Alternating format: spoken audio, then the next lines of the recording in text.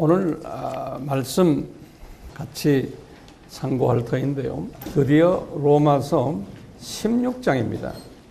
근데 오늘은 특히 로마서 16장에서 아주 우리에게는 생소한 부분이 이 부분을 오늘 좀 심도 있게 좀 다뤄보려고 그래요.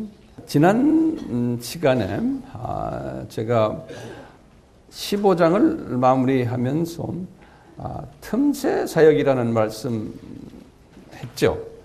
기억나세요? 네, 틈새 사역이요. 이 말씀을 끝내고 오늘 16장으로 들어갈 터인데 16장은 그 사람 이름들이 주르륵 나오면서 길기 때문에 제가 말씀 봉독하는 것은 그냥 처음 1, 2절만 하겠습니다. 우리 보면 16장 열어보시면 1, 2절 말씀입니다. 내가 갱그리아 교회의 일꾼으로 있는 우리 자매 베베를 너희에게 청거하노니 너희가 주 안에서 성도들의 합당한 예절로 그를 영접하고 무엇이든지 그에게 소용되는 바를 도와줄지니 이는 그가 여러 사람과 나의 보호자가 되었습니다. 이 말씀이에요. 이 16장은요, 우리 알다시피 로마서의 마지막 장인데, 이 마지막 장인데, 실은 15장까지 바울이 신학적으로 하고 싶은 말씀을 다 끝낸 거예요. 16장은 본인이 이제 선교사로 파송을 시킨 30여 명의 선교사들에게 문안 인사를 드리고 그리고는 그분들에게 마지막으로 당부하는 말씀 몇 마디가 있어요. 그 말씀을 드리는 장면이에요. 그래서 이제 1절부터 20절까지가 그 내용이 들어가 있습니다. 지금 인사를 하시는데 안부를 전하시는데 그 대상이 누구냐? 우리가 다시 한번 물어보면요. 누구한테 하느냐? 이제 30여 명의 사람들에게 하는데요. 이 30여 명은 도대체 어디서 나타난 분들인가? 라고 이제 우리가 이제 질문을 던진다면은 이분들은 두라노 서원에서 선교 훈련을 받았던 사역자들이라 이렇게 우리가 이제 보면 되겠어요. 그러면은 두라노 서원은 도대체 뭔가? 그러면은 우리가 바울이 3차 여행을 시작을 한 것이 주후 53년에서 57년에 끝난 3차 선교 여행이죠. 이 3차 선교 여행을 시작을 할 때 이분이 안디옥에서 급히 어디로 가셨냐면 에베소로 가셨어요. 에베소로 가셔가지고 에베소에서 누가 기다렸어요? 브리스길라와 아굴라가 기다리고 있었어요. 왜냐하면 이분들이 이미 두라노 서원 자리를 다 마련해 놓고 신학교 준비를 어느 정도 다 마무리해 놓은 거예요. 그래서 이제 그분에게 가셔가지고 준비 다 됐냐? 이렇게 물어보고 다 됐습니다 하니까 자, 그럼 우리 학생 모집하자. 그래서 이제 그 아시아 지역과 주로 이제 성서에 보면 아시아 지역에 교회를 개척을 많이 했잖아요. 거기에 지도자급들과 또는 마게도니아 저 밑에 아가야 지방까지 다시 말하면 그리스 지방까지 터키 지방에 교회를 많이 개척했는데 거기에 지도자급들을 한 군데로 모아놓은 거예요. 그러니까 참 전략이 대단하죠. 바울이 모아놓고는 2년 동안 훈련을 시켰어요. 집중적으로 신학훈련이죠. 성서훈련을 시켜서 그것이 이제 소위 두라노 서원이라 그러죠. 한국말로는 두라노 서원이라 되는데 원어로는 The School of Tyrannos, School이라고 그래요. School. 그러니까 신학교라고 보시면 되겠어요. 거기서 이제 이렇게 이분들을 집중적으로 훈련시키는데 사도행전 우리가 강의에서 제가 말씀드렸지만 여기저기 우리가 성경을 다 이렇게 조사를 해보면 약 한 80명에서 한 100명 정도가 훈련을 받지 않았나 이렇게 보고 있어요. 거기에서요. 그래서 우리가 이제 우리 여기서 아바 공부하는 것도 마찬가지 집중 훈련이 필요해요. 네. 만사 다 제쳐놓고 한 군데 모여가지고요. 이분들이 이렇게 훈련을 받고는 주님이 바울에게 벌써 비전을 오래전에 주셨잖아요. 바울은 어머니 태 속에 있을 때부터 이 로마 제국 복음화에 대한 사명을 주셨잖아요. 나중에 이제 다메섹에서 개종을 하는 그 순간에도 아나니아를 통해서 예수님이 말씀하셨잖아요. 사도행전 9장 15절에 이분은 로마 제국을 향해서 왕들과 높은 분들을 향해서 제국의 그 고관들을 향해서 복음을 전할 사람이다. 그러다가 많은 핍박을 받을 것을 말씀하셨어요. 그러니까 이분은 그것이 항상 그분에게 이렇게 배어 있어요. 35년에 개종을 하면서 이 말씀을 항상 들으며 생각을 하면서 지금 이게 55년이 된 거예요. 20년 후에. 졸업식이 딱 끝난 후에. 이제 두라노 학교 졸업식이 55년에 끝났죠. 그러니까 20년 딱 됐어요. 그러면서 한 30여 명의 주님이 선별시킨 사람들을 로마로 파송을 시킨 거예요. 그 바울은 이미 로마에 자기는 가지 않았어요, 아직까지.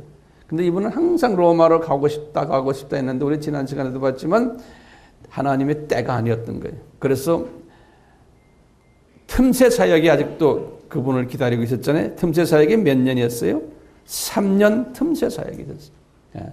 그 사이에 이분은 자기 졸업생들 30명을 보낸 거예요. 로마로 보내가지고 이제 로마에 가서 이분들이 소위 개척을 하기 시작한 거예요. 개척을 하기 시작하는데 어렵죠? 우리말로 하면 시골떼기들이에요. 터키 사람들, 이 그리스 사람들, 로마는 우리가 지금 같으면 뭐 런던이라 보셔도 되겠죠. 뉴욕이라 보시면 되겠죠. 이런 데에 촌 사람들이 가가지고 교회 개척한다는 특히 이상한 메시지를 가지고 가서 상당히 어려운 환경 속에서 이분들이 개척을 했는데 성서에 보면은 이분들이 개척을 할 때 교회 건물을 짓고 뭐 이런 게 아니고 다 가정교회였어요. 아무개 집에서 가정교회에서 교회가 여러 개 있었던 거예요. 우리가 로마서를 이렇게 쓸 때도 그 가정교회 한 건물이 아니고 여러 가정교회 교인들에게 쓰셨다 이렇게 보시면 되겠어요. 이렇게 이 30여 명의 이분들 거기서 지금 가정교회를 개척해서 여러 가지 목회 사역 또는 개척 사역 또는 선교 사역을 하고 있는 이분들에게 로마서를 이제 썼잖아요. 로마서 1장부터 해서 1장에서 8장까지는 기독교의 심오한 교리를 이분들에게 가르쳐주고 또 9, 10, 11장은 유대인과 이방인의 관계성을 가르쳐주고 왜냐하면 이분들이 로마에 계셨을 때 유대인들도 많았거든요. 그런데 유대인들은 복음에 대한 그 반대 세력들이 더 많았잖아요. 그러니까 여기에 대한 이분들의 질문들인 거예요. 왜 유대인들은 이렇게 복음을 안 받습니까? 또 이제 12장부터 지금 15장까지는 크리스천들이 라이프 스타일이 어떻게 돼야 되는지 가르쳐 준 거예요. 그래서 이제 목적은 다시 한번 필드에 나가 있는 제자들에게 필드 에듀케이션 시키는 거예요. 자, 우리가 16장 오늘 쭉 보면요. 이분들의 이름이 몇 사람 이름이 거론되냐면요. 26명의 이름이 거론돼요. 이제 바울이 26명의 이름을 거론했어요. 그런데 어떤 사람에게는 아무개 그래놓군요. 당신의 가족들, 권속들도 안부 전한다 해서 거기에 그 사람에다가 또 몇 사람을 더 거기다 첨가시켰어요. 그리고는 루포 같은 사람은 당신 어머니에게도 안부 전하라. 그래서 이렇게 다 보면요. 30명이 훨씬 넘어요. 본래 이름은 26명 이름이지만 바울이 지금 생각하는 문안을 드리는 대상은 30명이 훨씬 넘어요. 그래서 제가 그냥 편의상 30여 명 이렇게 말한 거예요. 30여 명이. 그 이름들 쭉 한번 제가 읽어볼까요? 예? 여러분들 그냥 참고로 그냥 듣기만 하세요. 이름, 생소한 이름들이 많아요. 제가 이제 이분들 하나하나 제가 나중에 말씀드릴 텐데, 제일 먼저 이름을 열거한 분이 누구냐면, 베베라는 여자분이. 예, 그 베베는 어디 있는 사람이에요? 지금 바울과 같이 어디에 계신 분이? 고린도에 있는 분이. 이분은 선교사로 파송된 사람이 아니에요. 이 편지를 이제 들고 갈 사람이에요. 바울이 지금 이 편지를 어디서 써요? 고린도에서 쓰고 계신 거예요. 그래서 이제 베베 이름은 이 30명 중에 들어가요? 안 들어가요? 안 들어가요. 편지 배달자지 수신자가 아니에요. 이 수신자들은 제일 먼저 수신자 이름을 탁 거론하는 게 브리스길라 아굴라예요. 그러니까 이분이 제가 딱 볼 때는 이 30여 명의 그 선교사들의 대표 선교사로 보시면 되겠어요. 알다시피 브리스길라 아굴라는 두라노 서원을 만든 사람이에요. 그렇죠? 그러니까 두라노 서원을 만들어 놓고 가르치는 것은 주로 이제 바울이 하셨겠지만 그 뒤에 행정일은 누가 받겠어요? 브리스길라와 아굴라. 물질 대고 행정일 보고 학교 관리하고 모든 하는 것은 학사 관리 이런 것도 다 브리스길라 아굴라가 했을 것 같아요. 또 틈틈이 가르치기도 하고. 그렇기 때문에 30명을 딱 내보낼 때 바울이 믿을 만한 사람이 누구였겠어요? 브리스길라 아굴라.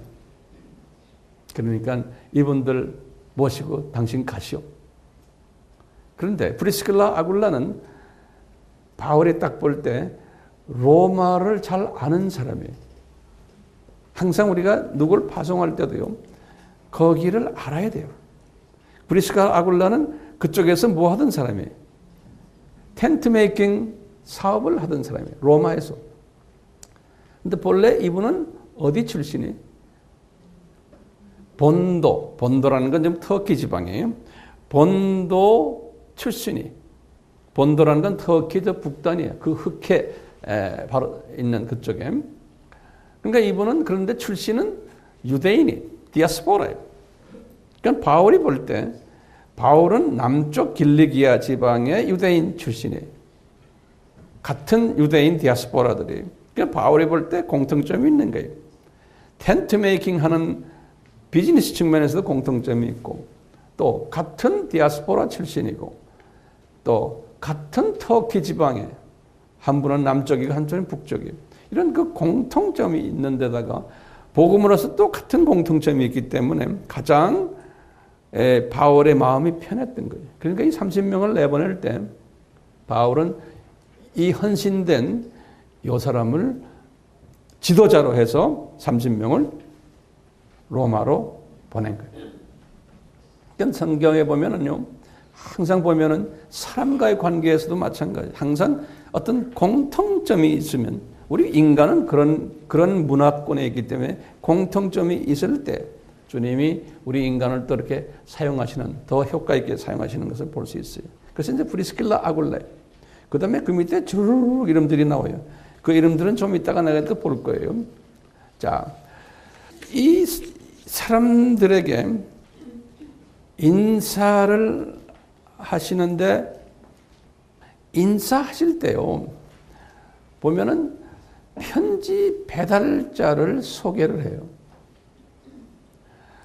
오늘 제가 읽은 그 16장 1절, 2절에서요, 이 편지 배달자를 먼저 소개해요. 보통 이분이 편지 쓰실 때 보면 편지 배달자를 뒤에다 놔요. 편지의 제일 마지막에. 그런데 지금 이 경우는 편지 배달자를 제일 앞에다 세워놓고 먼저 그분을 소개를 하는 장면이 보여요. 그래서 이 베베라는 이분에 대해서 우리가 좀 알 필요가 있어요. 첫째, 이분을 이렇게 소개하는 걸 보면요. 분명히 이 30여 명 이분들은 베베를 예전에 알았겠어요? 몰랐겠어요? 몰랐기 때문에 소개를 하는 거예요. 그러니까 초면인 관계예요. 이렇게 보면 우리가 아하, 이 베베는 두라노 신학교 출신이 아니었구나라고 우리가 볼 수 있어요.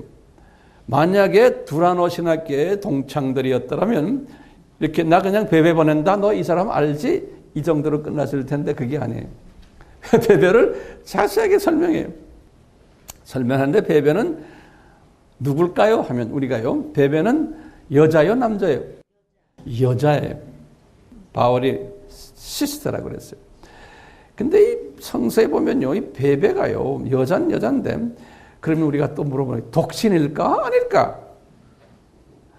근데 보면은 베베의 이야기하면서 베베의 남편 이야기나 가족 이야기는 없어요. 없다고 그래서 이분이 독신이라고 우리가 보기엔 조금 좀 그렇죠. 예. 그렇지만 우리가 추측하는 거예요. 독신일 가능성이 있다라고 보는 거예요. 안 그러면 또요, 이분은 독신이 아닌데 예수님께 완전히 이렇게 잡힌 여잔데 남편은 있는데 남편은 그저 뒤에서 졸졸 치맛자락을 따라다니는 남편 아닐까라고도 보는 거예요. 이 사업하는 여자이기 때문에 항상 뒤에 보면 남자가 사업을 하는 경우가 대부분 아닙니까? 그러니까 여자 사업가로도 볼 수 있지만 남자와 같이 사업하는 분으로도 우리가 볼 수가 있어요. 어쨌든 이런 모델이 과거 2000년 기독교 역사 속에서 많이 있었어요. 여자가 앞장서고 남자는 뒤에서 여자 따라다니는 이런 모델들이 상당히 많아요. 성경에도 보면요. 그러니까 우리 교회도 보면 그런 모델들이 있어요. 근데 우리 교회만이 아니고 어느 나라 나가면 다 있어요. 자, 이 지금 베베라는 이 자매가요, 갱그리아라는 교회의 일꾼이다. 한국말로 그러죠. 갱그리아. 이 갱그리아라는 도시는 어디냐면요. 우리 그리스 하면 그리스의 제일 남단을 우리 성서에서는 아가야 지방이라고 그러죠. 그렇죠? 섬은 아니에요. 이렇게 섬처럼 생겼지만 그 남단의 아가야 지방인데 그 아가야 지방에 이렇게 남쪽으로 이렇게 내려가면 이렇게 조그마한 고구마처럼 생긴 감자처럼 생긴 그 지역인데 오른쪽에 바다가 있는 그쪽이 고린도예요. 근데 내려가서 왼쪽에 또 바다가 있는 왼쪽에 있는 한 고린도와 이렇게 한 10km 정도 떨어져 있어요. 거기가 뭐냐면 갱그리아라고 그래요. 갱그리아요. 그러니까 바울이 터키 쪽으로 가거나 또는 이스라엘 쪽으로 가려면은 배를 어디서 타야 돼요? 갱그리아에서 타야 돼요. 왜요? 그쪽 방향이니까. 오른쪽은 어디에 가려면 고린도에서 가려면 로마 쪽으로 가는 쪽이. 이렇게. 제 말 이해가 되세요? 네. 그래서 바울이 그 2차 여행을 끝내고는 갱그리아에서 배를 타고 가려고 그럴 때 어떻게 했어요? 이분이 자기가 머리 깎는 나실인 서원한 거 기억나세요? 네, 그걸 어디서 했어요? 이 갱그리아에서 했어요. 머리 깎고. 그러니까 요 갱그리아라는 요 도시가요. 성서에서 몇 번 나오는데 바울이 그 지역으로 이제 2차 여행 때 내려가가지고 우리는 고린도 지역에서만 고린도 교회를 개척했다라고 볼 수가 있는데 아니에요. 이미 그 아가야 지방에 여러 조그마한 마을 가면서 교회 개척했는데 그 중에 갱그리아도 바울이 개척을 한 거예요. 갱그리아. 그러니까 바울이 대표적으로 그 아가야 지방에 두 교회를 개척했다고 볼 땐 고린도 교회와 무슨 교회? 갱그리아 교회. 예. 이 갱그리아 교회에 아주 액티브한, 아주 열심인 여자 집사님인 거예요. 이 베베가요. 한국말로는 일꾼이라고 그랬지만 원어를 보면 디아코노스라는 말을 썼어요. 디아코노스 말은 디컨, 디컨네스, 여자 집사란 뜻이 여자 집사. 근데 그 당시에는 우리 장로교가 있기 때문에 지금 장로 시스템이 있지만 성서는 디컨 시스템, 디컨이 장로 역할을, 디컨들이요. 그래서 이 침례교는 장로 시스템이 없어요. 침례교는 집사 시스템이에요. 집사가 그 교회에서 그 장로격인 거예요. 집사가요. 그래서 이제 이 집사가 되려면은 하면서 우리 성경에 보면 디모데전서 3장 쭉 나오죠. 8절에서부터 9절 보면 집사가 되려면은 단정하고 일구이연하지 않고 이 교회의 지도자가 되려면 제일 중요한 게 일구이연 안 하는 거예요. 지도자급들 되는 사람이 일구이연하면 얼마나 혼돈스러워요? 그렇죠? 목사나 또는 여러 장로님들이나 교회 권사님들이 이 말했다 저 말했다 하면 교회가 시끄러워요. 그러니까 성서에서 항상 그러니 일구이연하는 사람은 지도자로 세우지 말아라. 똑같이 이제 쭉 보면 그렇지. 또 여자 집사는 어떤 집사라고 그랬어요? 거기 보면은 우리 3장 11절에 디모데전서 단정하고 참소하지 않. 참소란 건 이 말했다 저 말했다 그냥 사람들 이간시키고 뭐 하시고 말이 많은 여자 있죠. 말이 많은 것은 집사의 자격이 안 된다. 그러니까 과거 2000년 동안 그랬던 거예요. 그러니까 아예 성경에다 박아놨어요. 이 참소하는 일을 여자가 하지 말아라. 그러니까 베베는 분명히 말 많은 여자가 아니었을 가능성이 많은 거예요. 근데 바울이요 베베한테요 뭐냐면 이분들에게 소개하면서 그런 거예요. 이분은 my sister 그랬어요. my sister라고. 그러니까 이분이 바울이 이 여자를 아주 성경에서 바울이 my sister라는 이런 표현한 게 거의 없어요. 그러니까 바울이 이 여자분을 상당히 아끼고 사랑하는 것 같아요. 우리 바울이 알다시피 고린도에 2차 여행 가서 교회를 개척하고 얼마나 계셨어요? 이분이 1년 6개월을 계셨어요. 다른 곳에는 그렇게 오래 안 계셨어요. 3년 계신 곳이 에베소고 그 다음에 두 번째로 오래 계신 곳이 지금 이 고린도예요. 그러니까 이 고린도 하면 갱그리아까지 다 포함하는 거예요. 그러니까 이 지역에 1년 6개월 계시면서 교제도 많이 하고 성서도 많이 가르치고 이제 이런 일을 했기 때문에요. 이 여자분을 잘 아는 거예요. 그래서 she is my sister 그러는 거, my sister라는 거예요. 이분들에게 지금 소개하는 거예요. 지금 이 30명 이 선교사들에게 하면서 그러는 거예요. 내 시스터만이 아니고 오늘 그 2절에 보면 그랬어요. 이 여자가 나를 많이 보호해줬다 그런다. 보호해줬다는. 그래서 내가 이 원어를 딱 들여다보니까 뭐라 써있냐면 프로스타티스 이런 원어를 썼어요. 그래서 내가 프로스타티스를 다시 한번 제가 이제 딕셔너리 사전을 쭉 쳐다보니까 프로텍트 하는 여자라는 거. 프로텍트. 보호해요. 그럼 바울이 무슨 말 하냐면 요 여자가 내가 1년 6개월 거기 있는 동안에 바울에게는 그게 외지예요. 바울은 유대인 아닙니까? 그리고 거기 출신이 아니에요. 복음만 들고 간 것뿐이지 바울이 그곳에 있을 때는 여러 가지 어려움이 있었던 거예요. 외국인이 그것도 유대인이 그것도 이상한 복음을 들고 와서 교회 개척하고는 이상한 짓을 하는 사람이에요. 그러니까 그 고린도 쪽에 있는 많은 사람들이 거기 오면 지식인들도 많았고 장사꾼들도 많았고 고린도라는 그 도시는 소위 영어로 코린티아나이즈라 하는 그게 무슨 소린가? 그건 뭐냐면 이 성적으로 문란한 것을 이야기할 때 영어로 코린티아나이즈라는 말을 써요. 그만큼 그 도시가 성적으로 문란해 있고 창녀들도 많았고 그 다음에 우상 그 템플들도 많았고 아주 영적으로 봐도 그렇고 사회적으로도 문란한 도시거든요. 거기에 복음을 들고 간 바울이 외로운 건 말할 거 없고 이방 사람들인 그 본토 사람들도 바울을 싫어하지만 그곳에 있는 유대인들도 바울을 싫어하는 거예요. 그러니까 바울을 죽이려고 그러는 거예요. 이런 어려운 가운데서 복음을 전하는 바울을 본토고 동네 여자예요. 이 베베가 이분을 보였다는 거예요. 보호해 줬다는 거예요. 그러니까 바울의 입장에서는요, 대단한 고마운 그 여자예요. 주님께서 이 여자를 바울에게 붙여주신 거예요. 그러니까 바울이 그러는 게, 너희들 이 여자 나를 보호해 준 여자야. 그러니까 이 여자를 존귀히 영접하라는 거예요. 그런 말을 썼어요. 특별히 존귀히 영접하라는 거예요. 성도들의 합당한 예절로 그를 영접하라. 우리말로는 그렇게 써 있어요.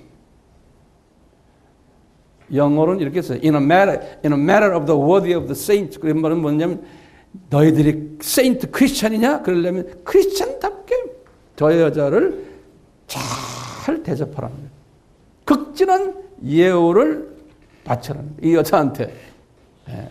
그리고는 뭐라고 그러냐면요, 그 여자가 필요한 것을 다 도와주라는 거예요. 이런 말을 써놨어요.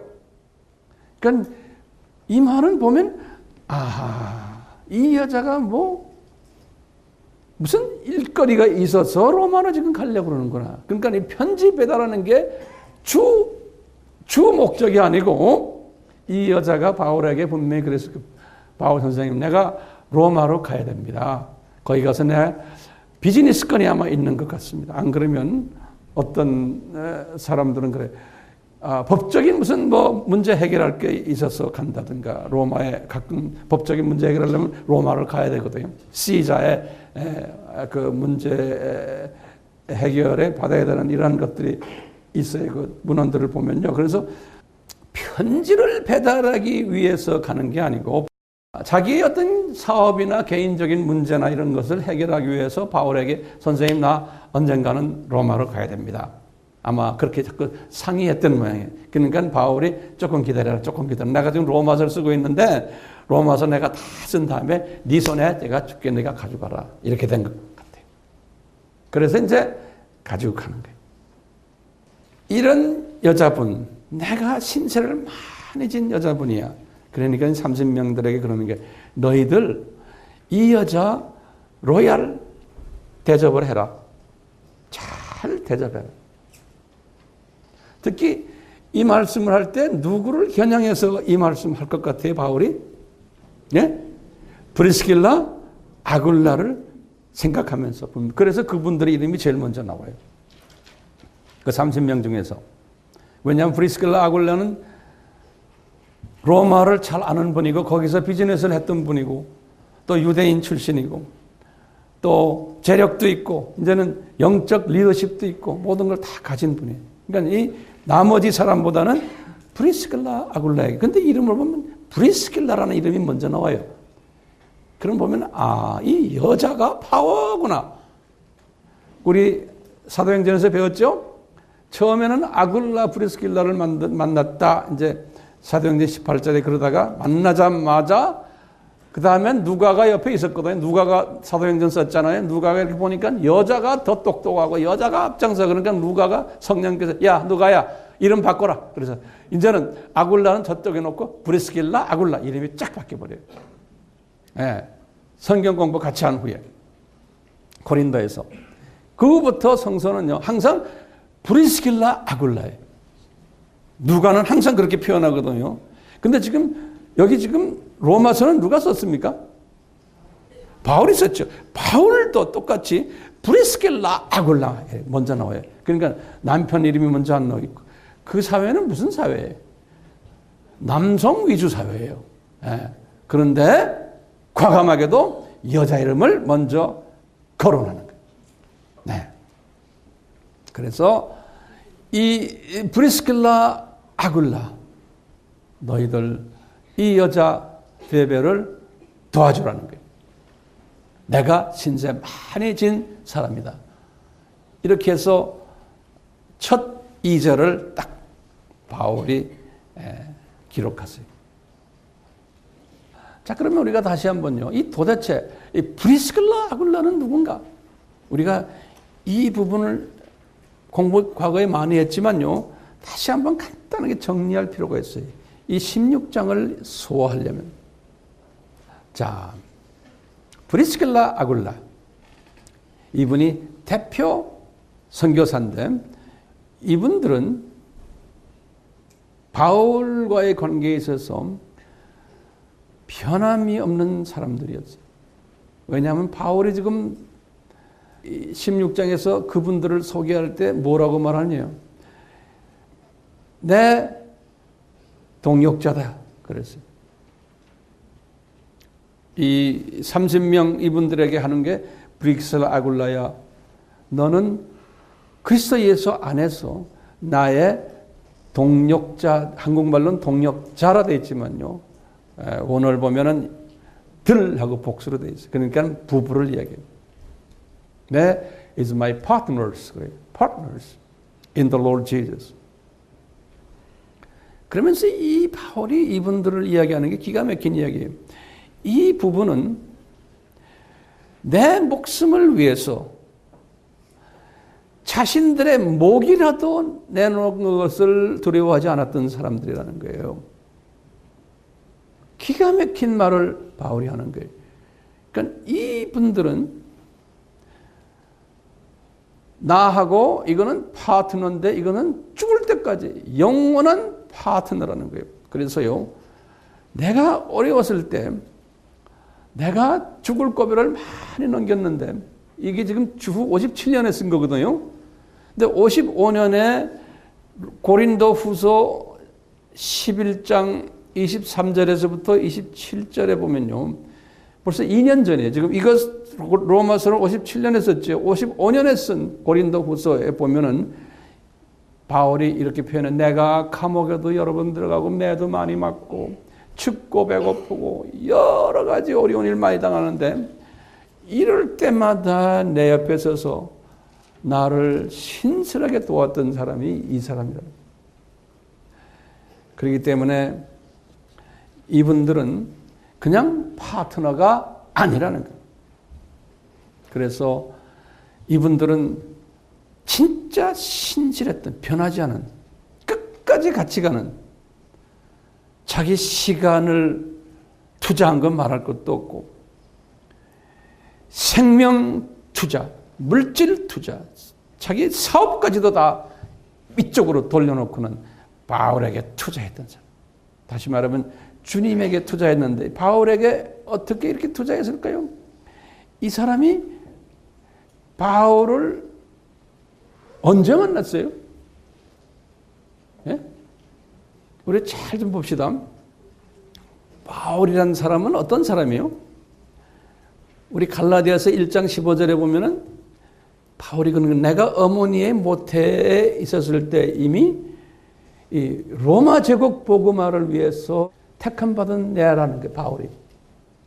그리고서 이제 30살 딱 됐을 때 사도행전 9장 15절에 예수님이 아나니아에게 그런 저 남자, 지금 다메섹에서 지금 개종한 저 남자는 로마 제국 복음화를 위해서 특별히 내가 기름 부은 나의 택한 종이라는 거예요.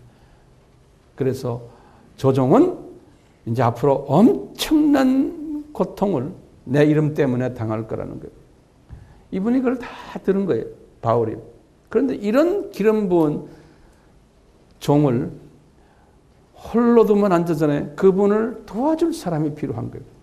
인간적으로. 왜냐하면 인간을 다루는 일을 하기 때문에. 근데 주님께서는요, 그 도와줄 사람을 누구로 짚었어요? 브리스길라와 아굴라를 짚으신 거예요. 그러니까 이것도 다 창세전에 예수님이 하신 거로 보시면 돼요. 근데 이분들이 무슨 비즈니스를 했어요? 디아스포라로서 텐트 메이킹 비즈니스라는 거예요. 근데 보면은 바울도 텐트 메이킹 비즈니스를 하도록 하나님이 다 이끄셨어요. 근데 이분들이 어디에 갔느냐? 이 본도 터키 지방에서 로마에 가서 장사를 하는 사람들. 로마에 가서 장사를 하는데, 장사할 때 거기에 주 언제냐면 클라우디오라는 황제, 로마 제국의 네 번째 황제예요. 클라우디우스. 요 사람이 죽고는 이제 주 54년에 죽었는데요. 54년에 누가 황제가 됐냐면 네로가 다섯 번째로 황제가, 네로 황제. 글라우디오 다음에요. 근데 요 사람 때 주님께서 이 사람의 마음을 감동했어요. 유대인들을 로마에서 다 쫓아내라. 그래서 이분이 그 중에 유대인 중에 비즈니스 하는 사람이니까 쫓겨난 것이 로마에서 어디를 갔냐면 고린도로 딱 간 거예요. 그게 주후 49년이라고 보는 거예요. 49년에.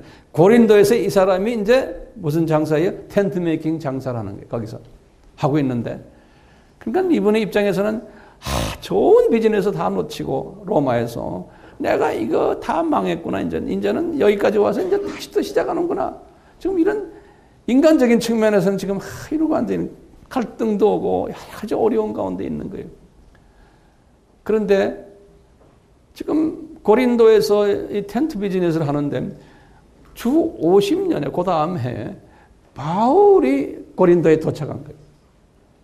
바울이. 2차 여행 때. 바울이 도착해가지고요, 고린도에 이제 교회를 이렇게 좀 조그맣게 가정교회를 세워놨는데 성령님이 그러는 거예요. 고린도 교회 사람들은 말이 많은 사람들이야. 너 거기 헌금 받지 마. 그 사람들에게 헌금을 받으면 나중에 뒷말이 많아져. 분명히 그랬습니다. 나중에 우리가 고린도전서 9장에 보면 그런 이야기가 나와요. 그래서 너 그 대신에 네 비즈니스를 하면서 헌금 받지 말고 그 다음에 이제 저녁 시간에 영적 일을 해라. 그래서 이분이 따블따블 뛰려고 딱 마음 먹고 딱 내가 비즈니스를 하는 내가 알고 있는 건 텐트 메이킹밖에 없는 거예요. 바울의 입장에서. 그래가지고 딱 보니까 자기 동족 중에 텐트 메이킹 비즈니스 하는 사람이 저 남대문 시장에 딱 있는 거예요. 우리 같으면 남대문 시장이에요. 네? 그래서 찾아간 거예요. 찾아가서 나도 유대인입니다. 당신은 유대인이라는 이야기들은 텐트 메이킹 하는 거예요. 우리 같이 동업합시다. 그걸 보니까 당신 본도에서 터키에서 나도 저 갈릴리기아에서 다 터키 출신입니다. 그래가지고 둘이서 만났는데 내 생각엔 보니까 부인이 더 앞장섰던 것 같아요. 그래가지고 동업을 한 거예요. 동업을 하면서 바울은 동업하면서 돈 버는데 목적이 있어요? 뭐에 목적이 있어요? 딱 보니까 요 부부를 한번 내가 말씀을 가르쳐가지고 이분들이 그 당시만 해도 유대 종교를 믿었을 거예요. 근데 유대 종교를 이제 믿던 사람들에게 기독교로 개종을 시키고는 그래갖고 성령님이 그 두 부부를 뜨겁게 만들어서 여자가 더 앞장서가지고 이제 바울을 이제 따라다니고 지금 로마 제국 복음화를 위해서 이렇게 당신이 여기까지 왔는데 내가 뒤에서 도와줄게. 이렇게 된 거예요. 이게 주님께서 다, 그러니까 이분들이 복 있는 사람이에요? 복 없는 사람이에요? 복 있는 사람들이에요. 네. 그러니까 하나님이 예전적인 측면에서는 다 그렇게 예정해서 만나게 하신 거예요. 그러니까 바울에게도 이런 사람이 필요한 거예요. 그래서 이제 바울이 1년 반을 거기에 있으면서 이분들을 말씀으로 훈련시킨 거예요. 유대인들이니까 구약에 대한 것도 다 알고 있고 다 하니까 하다가 이제 바울이 그런 거죠. 브리스길라, 너 이제부터 나 따라다녀. 장사는 이거는 파타임이야. 그러니까 알았어요. 나 지금 고린도에서 이제 여기에서 내가 신학교를 만들려고 그랬는데 고린도에서 이게 안 되겠다. 로마 제국을 복음화하려면 지도자 훈련시켜야 되는데 이 도시는 이거 안 되겠구나. 너무 지저분해. 그래서 도시 옮기자. 그래가지고 어디로 갔냐면 에베소로 올라간 거예요. 에베소는 터키 쪽에 있는 도시. 그래서 이제 에베소로 가가지고 이제 바울이 그러는 거예요. 브리스길라, 당신은 여기서 신학교 자리 하나 좀 받아라. 알았어요. 돈은 네가 알아서 네가 다 대라. 알았어요. 여자는 그냥 알았어요. 그러니까 바울이 사역하기가 얼마나 편해요. 기분 좋죠. 주님이 주신 이 파트너냐 달라요. 항상 지도자가 뭐라 그러면 알았어요. 뭐 토시 안 돼요. 그래서 알았어요 해놓고는 바울이 안디옥으로 돌아갔어요. 그것이 2차 여행 끝난 거예요. 그러니까 2차 여행 때 맞는 거예요. 2차 여행은 언제부터 언제예요? 50년부터 52년이에요. 그리고는 안디옥에 가가지고 이분이 그냥 마음이 급해가지고 어느 정도 정리하고는 다시 에베소로 먼저 간 거예요. 그것이 53년이에요. 그래서 이제 53년에서부터 57년까지가 3차 여행이죠. 에베소에 가가지고 이제 가자마자 뭐 했어요? 이 두라노 신학교를 오픈한 거예요. 그러니까 이 두라노 신학교를 오픈한 분이 누구예요? 바울이지만 실은 뒤에서 누가 했어요? 예, 브리스길라 아굴라가 했던 거예요. 그러니까 이 브리스길라 아굴라는요, 이미 창세전에 이런 사역을 하도록 준비시킨 분이라고 저는 믿고 있어요. 그러니까 하나님의 때가 되어가지고 하나님이 글라우디오 황제에게 말씀하시고 그래서 이분이 다 준비된 사람을 비즈니스로서 모든 준비된 사람을 고린도로 미리 옮겨놓고는 그렇게 쫙 가시는. 나중에 보시면은 이 브리스길라 아굴라가 성서에 보면은 그분들 이름을 딱 성경에 보면요, 이분이 두라노 서원을 해놓고 그 다음에 졸업식 끝나고는 어떻게 했어요? 바울이 우리 학생처장이 안 그러면 교무처장 되는 이 브리스길라와 아굴라를 당신 이 학생들 데리고 졸업생 한 30명 데리고 어디로 가라? 로마로 가라. 그래서 로마로 미셔너리로 간 거예요. 그냥 이분은 순회 미셔너리, 순회 미셔너리. 네. 그래서 지금 거기 가서 이분들 데리고서는 가정교회들 여기다가 많이 지금 개척해 놓은 거예요. 자, 그런 분들에게 지금 바울이 편지를 쓴 거예요. 주후 몇 년에? 57년에. 57년에 써놓군요. 브리스길라 아굴라는 어디 있어요? 그 당시에? 로마 있죠. 로마에서 계속 교회 개척 사업, 사역을 지금 로마 지역에 쭉 이제 복음을 전하면서 바울의 생각은 스페인까지 가는 거예요. 그 다음에 저 북쪽에 불란서, 독일, 영국, 저까지 다 갈 생각을. 그게 독일은 로마 제국이 아니었어요, 그 당시에. 그 나머지 유럽 쪽에 갈 그 비전을 가지고서 브리스길라 아굴라에게 자꾸 이야기하는 거예요. 우리도 저쪽에다 가자. 저쪽 가자. 그러니까 이제 브리스길라 아굴라는 이 비전을 가지고서 로마에서 지금 사역하는 거예요. 57년에 지금요. 그래서 바울 선생 보고 바울 선생님 빨리 오세요 우리한테 좀. 근데 바울 선생님 그래 나도 갈게 하는데 누가 길을 막았어요? 우리 예수님께서 길을 너는 틈새 사역이 기다리고 있다. 그래서 바울이 틈새 사역을 몇 년 했어요?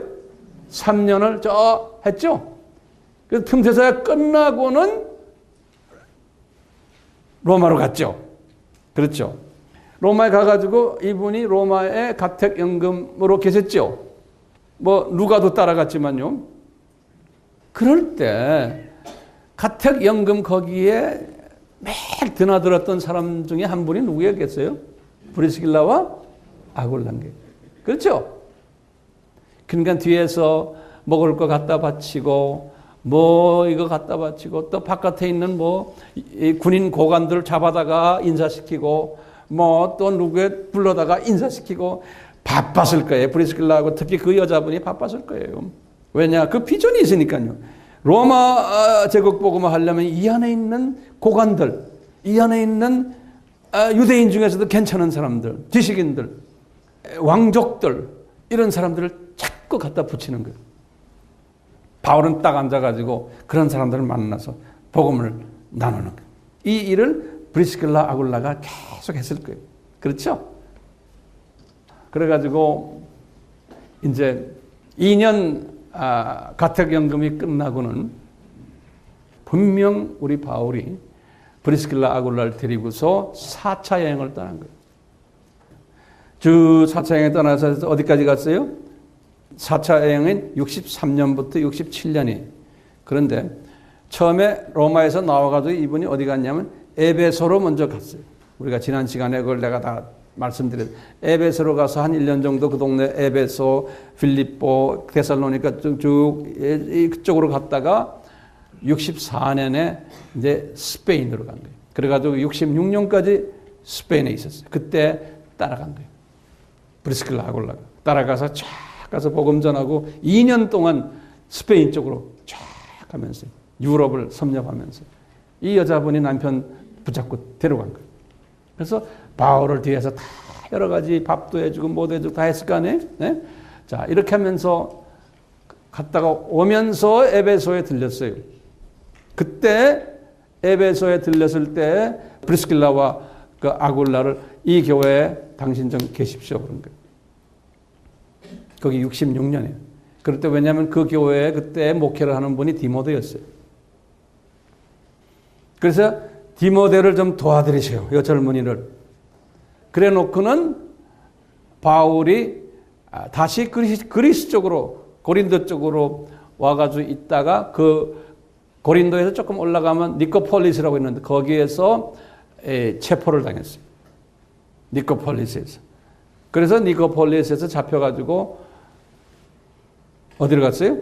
로마로 다시 두 번째, 그게 68년이에요. 두 번째 감옥에 들어간 거예요. 그럴 때 브리스길라 아굴라는 어디 있었어요?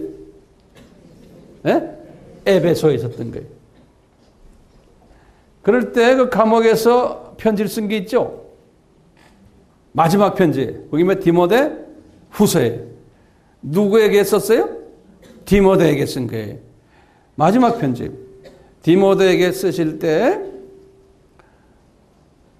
나중에 보면 뭐냐면 디모데야 디모데후서 4장 19절에 보면 브리스길라 아굴라에게 문안해라 그런 말이 나와요. 그러니까 브리스가 아굴라가 어디 있다는 소리예요? 에베소에 누구하고 같죠? 디모데와 같이 있는데 디모데야 브리스길라 아굴라는 거기다 두고 너 빨리 날 보러 와라 그러는 거예요. 그게 디모데후서예요. 이렇게 브리스길라 아굴라의 스토리가 아주 기가 막힌 스토리가 그 안에 숨겨져 있어요. 제가 만약에 바울의 역할을 한다면 내 주변에 브리스길라와 아굴라가 많아야 돼요? 없어야 돼요? 많아야 돼요. 많아야 돼요. 바울보다. 또 여러분들이 바울이라면 여러분 주위에 또 그런 사람들이 분명히 있어줘야 돼요. 이게 하나의 모델이에요. 모델. 그러니까요. 이 바울이라는 한 사람을 쓰시기 위해서 그 주변에 많은 바울의 그 사역을 동력할 동력자들을 많이 붙여주시는 거예요. 그것을 우리가 성서석에서 이렇게 볼 수가 있고요. 나중에 이제 하늘나라에 올라가면은 바울만 면류관 쓴 게 아니고 같이 동력했던 동력자들이 다 같이 면류관 쓰는 기능적인 차이만 있는 거죠. 다 같이 주님의 이 큰 뜻을 이루게 하신 다음에 이제 이 세상에서 이제 떠나게 하신. 저는 이렇게 우리 AMI 공동체 이렇게 보면서 주님이 이런 일을 저에게 주시고는 여기에 필요한 브리스길라 아굴라, 여기에 필요한 베베, 여기에 필요한 모든 디모데, 두기고 뭐 필요한 사람들을 다 주님이 주시는구나. 저는 이렇게 항상 보고 여러분들은 난 그런 차원에서 이렇게 보고 있어요. 자, 그러면요.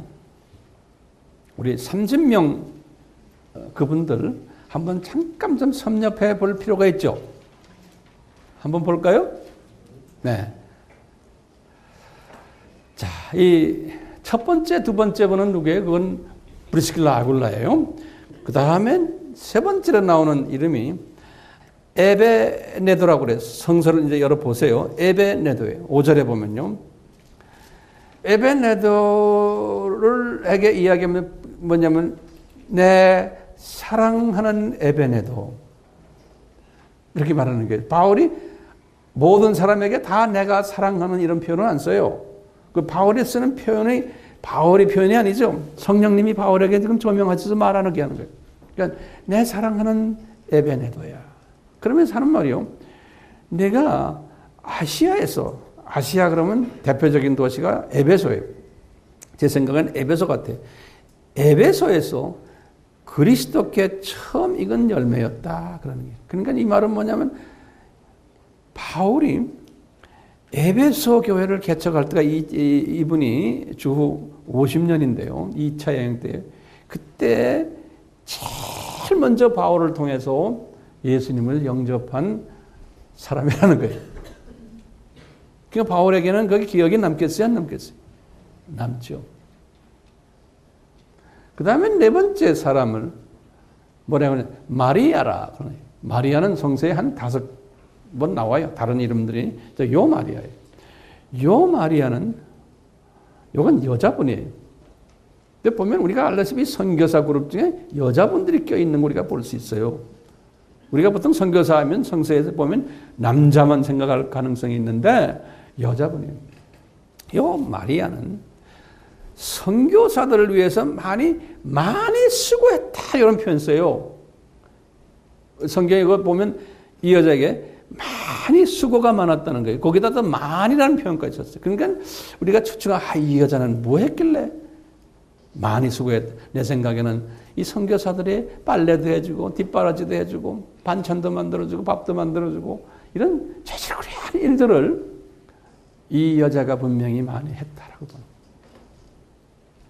그럼 벌써 지금까지 여자가 몇 명이 브리스길라, 그 다음에 요 마리아.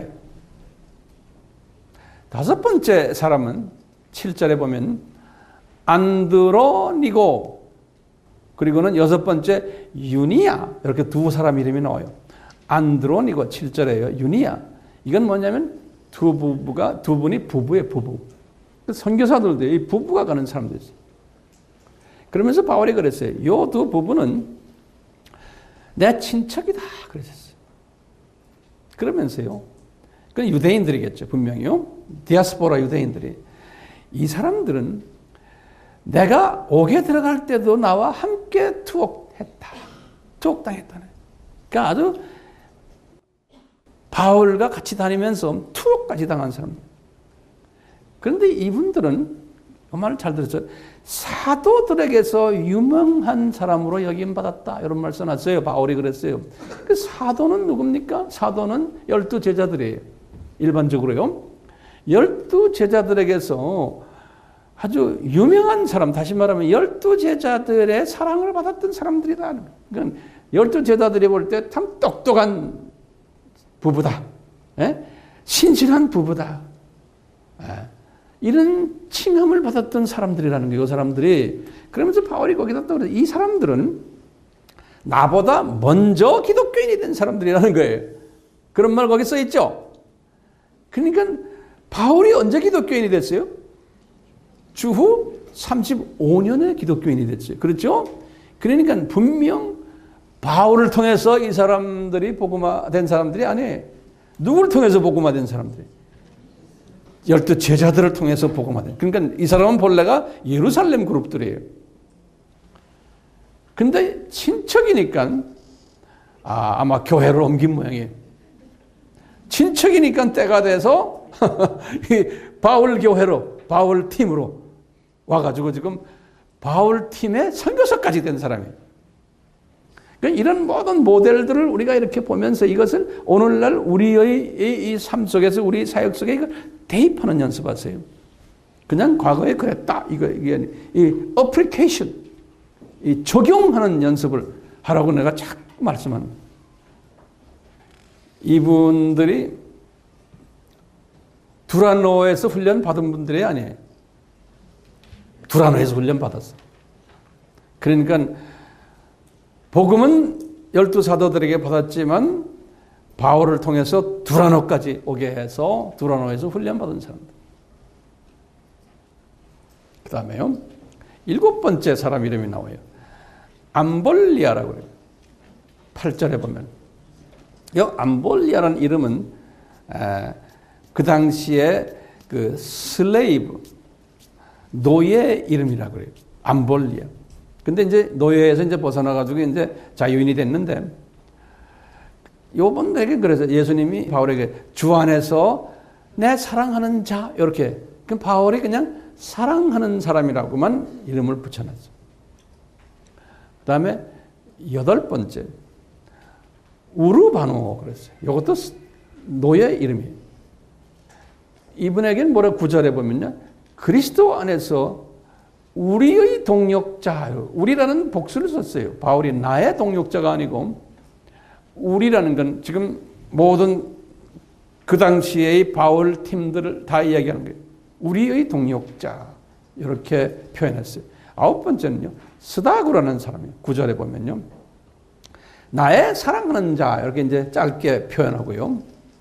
10번째 아벨레라는 10절에 보면 요 보면 그리스도 안에서 인정함을 받은 자, 요 사람은 이렇게 표현했어요. 이건 인정함을 받는다 할 때 뭘 했길래 인정함을 받느냐? 내 생각에는 우리가 믿음의 시련을 우리가 많이 겪고 나면 하나님이 때가 돼서 하나님이 인정한다. 그럴 때 너희들에게 상급이 있다 이런 말 있죠. 그러니까 이분이 믿음의 시련을 많이 받은 것 같은 그러한 그 느낌이 와요. 아벨레. 그 다음에 11번째 사람이 중요한 사람. 아리스도블로예요. 10절에 나오는 사람인데요. 이 아리스도블로는 바울이 뭐라고 그랬냐면 아리스도블로와 그 이분의 권속에게 문안해라 그랬어요. 이 말은 뭐냐면 권속이라는 말은 그 가정에 이런 말이에요. 한국말로는 영어로는 the household 그 가정의 문화 그러니까 가족들. 이 말은 뭐냐면 아하 이 사람 집이 가정교회였구나 우리가 알 수가 있어요. 이 사람 집이 자 그런데요 요 아리스토블로는요 어떤 사람이냐 여러 문서들을 보면 이 사람은 헤롯 대제의 손자였다 그런다. 헤롯 대제 그리고는 글라우디우스 황제 기억나시죠? 이 황제의 친척이었다라는 기록이 있어요. 이 사람이 그러니까 바울이 지금요 전략적으로 로마 제국의 그 귀족들을 복음화시키기 위해서는 전략적으로 이 사람을 공격한 거예요. 그래가지고 이 사람을 두라나 소원에 집어넣어가지고 훈련을 시킨 거예요. 네. 그래가지고 선교사로 로마로 보내버린 거예요. 그러니까 이 사람이 출신이 그러니까 하위 계층의 사람들을 컨택하기가 쉬워지는 거죠.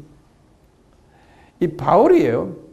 이 빌립보서를 쓸 때가 주 60년 안에 빌립보서 쓸 때가 첫 번째 이분이 주 60년이니까 로마 가택 연금 있을 때예요.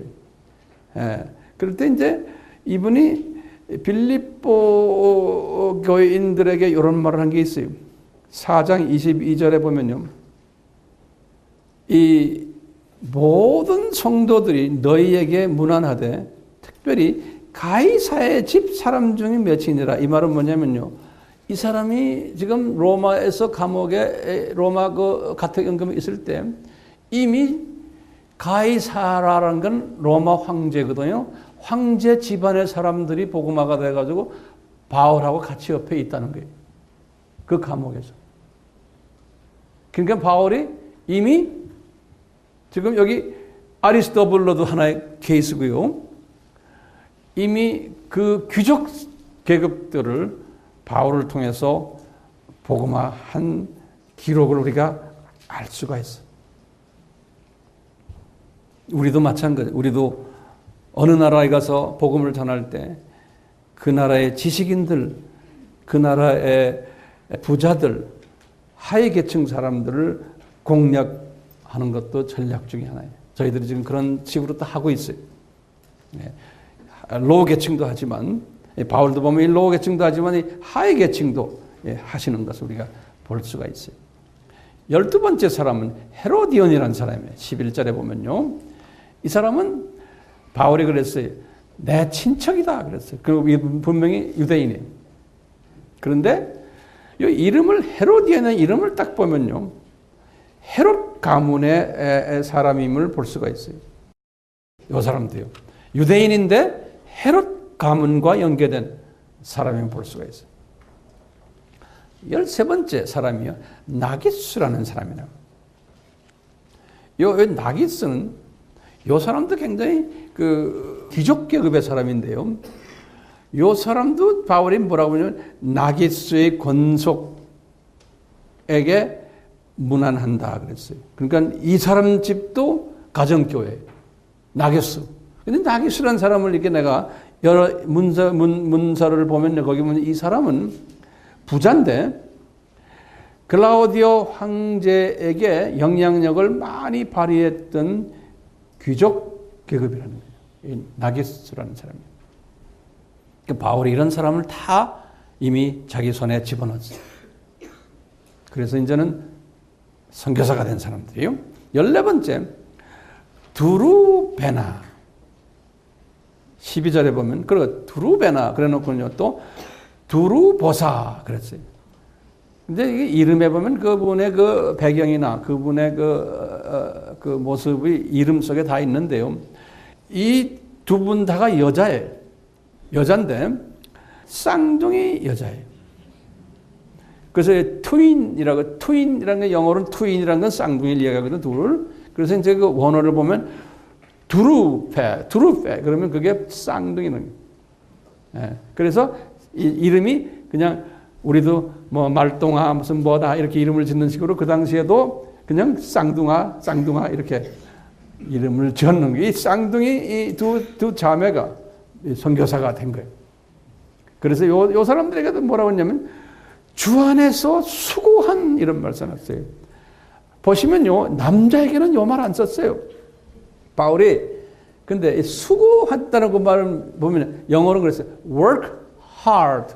그러니까 수고한다는 말에 work hard. 아주 열심히 힘들게 희생하면서 주님 일을 한 모습이에요. 그러니까 이 두 여자들도 엄청 고생하면서 주님을 섬긴 그런 것 때문에 수고한 주 안에서 이런 말을 바울이 썼어요. 16번째 벗이라는 이 벗이라는 말은 영어로는 Persis 그러는데 우리 페르시아 그래 페르시아가 뭡니까? 바사에 이란이 그래서 이제 페르시아 사람으로 우리가 보고 있는 이 벌스예요. 이 페르시아 사람이 나중에 이제 페르시아 쪽까지 가서 이제 복음을 이제 전했을지 모르겠지만 나중에 이야기합니다. 제가요. 이분도 여자분은 6번째 여자인데요. 요분에게도 뭐라고 했냐면 주 안에서 많이 수고한 볼시야. 내 사랑하는 자야. 자, 그 다음에 유명한 분이 나와요. 이 루포라는 사람, 7번째. 루포요. 이 루포는요, 뭐라고 말했냐면 주 안에서 택하심을 입은 자 그랬어요. 그리고는 루포야 내가 너한테 문안한다. 그리고는 루포야 네 어머니에게도 내가 문안한다. 그런 거예요. 그러면서 네 어머니는 내 어머니다. 바울이 그러는 거예요. 기가 막힌 말 하는 거예요. 루포한테요. 루포야 주 안에서 넌 택함 받은 자다. 그리고는 네 어머니에게 문안해라. 근데 이름은 없어요. 그래놓고는 네 어머니는 내 어머니다. 그러는 거예요. 자, 그럼 이 루포가 누군가? 루포가 누군가는 우리 성서를 보면 딱 나와요. 우리 한번 보세요. 마가복음 15장 21절에 보면 마가복음 15장 21절에 보면 구레네 시몬이 예수님의 십자가를 미고 갔던 사람 아닙니까? 이 사람도 디아스포라죠. 어디 출신이에요? 구레네 출신이에요. 구레네가 어디입니까? 오늘날 리비아예요. 리비아. 예, 리비아에 살고 있는 디아스포라예요. 유대인이. 이분이 6월절 지키러 예루살렘 왔다가 엇떨결에 예수님의 십자가를 대신 진 분이에요. 그러니까 보통 복 있는 사람이 아니죠. 그러니까 이게 창세전에 다 예정된 사람이에요. 예. 이 사람이 예수님의 십자가를 딱 지고는 갔기 때문에 제자들은 십자가 상에서 가까이 예수님이 계실 때 가까이 있지 않고 다 저 멀리 있었는데 요 구레네 시몬만은 어떻게 했어요? 십자가 바로 밑에 로마 군인들하고 같이 있었던 사람입니다. 이게 보통 보통 복 있는 사람이 아니에요. 이 구레네 시몬이. 예? 얼떨결인데 그게 얼떨결이 아니죠. 주님의 예정하에서. 예? 그래가지고 이분이 예수님의 부활까지 다 목격하고는 이제 오순절 그날에 120 문도 속에 들어가고 이분이 예루살렘 교회 개척하는 키 멤버가 되고 그래가지고 예루살렘 교회가 한 2년 후에 스데반 때문에 핍박을 받았을 때 흩어질 때 이분이 자기 가족들 데리고 어디 갔어요? 안디옥까지 올라간 사람이에요. 그래서 주 33년에 안디옥에서 안디옥 교회를 개척한 사람이 이 사람인 거예요. 사도행전 13장 1절에 보면 사도행전 11장 19절부터 그 이야기 쫙 나와요. 이 시몬이 이런 사람이에요. 그러니까 안디옥 교회를 개척하고는 주님께서 바울을 안디옥 교회에 오게 한 다음에 바울을 1차, 2차, 지금 3차 미셔너리로 내보내는 일을 이 시몬이 뒤에서 했다고 저는 보는 거예요. 그러니까 시몬과 바울과는 끊을 수 없는 사이인 거예요. 근데 시몬, 소위 말하면 안디옥 교회 당회장 되는 분이 항상 바울이 미셔너리를 나갈 때 뒤에서 미셔너리를 나갈 때 따라 나갔거나 안 그러면 교회에서 바울을 특별히 어머니처럼 이뻐해 줄 거예요. 바울은 어떻게 보면 외톨이거든요. 그 교회 안에서도요. 근데 시니어 패스터의 와이프가 항상 바울을 이뻐해 준 거예요. 라면도 따로 끓여드리고 뭐 빨래거리 가져와서 빨래도 해주고 떡도 만들어주고 막 우리식으로 보면 그러니까 바울의 생각에는 She is my mother 그런 거예요. 그런데 그 아들 둘이 있는 거예요. 그 지금 우리 마가복음 15장 21절에 보면 큰 아들이 알렉산더고 둘째 아들이 루포예요. 그런데 여기 지금 보면요. 큰 아들은 어디 있는지 모르겠어요. 어느 집안 보면 꼭 아들 중에서 꼭 하나를 쓰세요. 주님께서. 이 둘째 아들 루포. 둘째. 우리 야곱도 둘째죠. 그렇죠? 그러니까 여러분 집안의 둘째를 눈여겨보세요. 이 둘째 루포가 바울을 절절절절 자기 엄마와 같이 따라다니면서 둘이서 자기 엄마하고 따라다니면서 어디까지 간 거예요? 나중에 두라노 신학교까지 다 졸업한 거예요. 그렇죠? 그래가지고 30명 선교사 대열에 들어가가지고 지금 어디가 있는 거예요? 로마까지 가 있는 거예요. 그래서 개척교회 하는데 지금 요긴하게 사용받는 그 가족이 된 거예요. 그러니까 바울이 루포야 너는 선택받은 자다. 그리고는 뭐라 그래요? 엄마 안 부자내라. Your mother is my mother. 그러니까 이 루포의 어머니가 바울의 마더였으면 그럼 시몬은 뭐요? 시몬은 바울의 아버지라고 보면 되잖아요. 그렇잖아요. 시몬이 안디옥 교회의 지도자로서 바울을 키워준 거예요. 재밌어요? 재미만 있어서 안 돼요. 우리의 지금 이 주님을 섬기는 이 삶이 이 모델이 우리 삶 속에서 이게 대입이 돼야 돼요.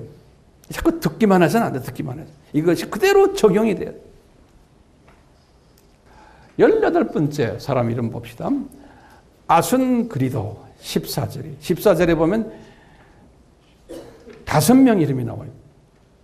아순그리도, 블레곤, 헤메, 바드로바, 험악 이렇게 5명의 이름이 나오는데 저희와 함께 있는 형제들에게 뭐 이렇게 그냥 단순하게 해버렸어요. 그 다음에 23번째 15절에 보면요. 4사람의 이름이 나와요. 빌롤로고 이것도 보면 슬레이브 이름이라고 그래요. 그 다음에 율리아 이건 여자 이름이에요. 이것도 슬레이브 이름이에요. 그 다음에 25번째 네레오와 그 자매 그래서 이것도 보면 여자 이름이에요. 그 다음에 올름바 여기는 남자 이름이에요. 이렇게 네 사람이 이제 15절에 나오는데요.